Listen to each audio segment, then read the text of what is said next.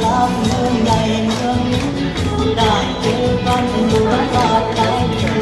เป็นจังใดพี่โสดมาก็นอนเดียวกันแค่มองตากันก็เข้าใจรู้ว่าเหนื่อยแค่ไหนว่าหนักแค่ไหนบนยังมีคำปลอบโยนยังมีคำปลอบใจที่คำว่าสำคัญที่ขอให้กันเสมอคนบ้า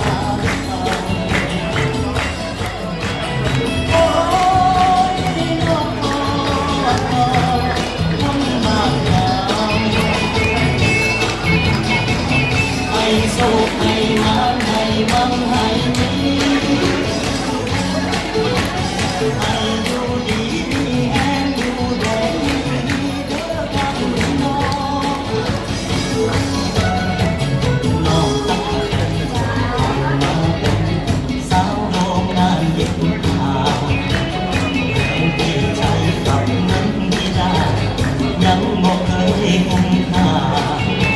นักเรียนมอปลายหน้าภาคภาษากลายเป็นแรงงานผู้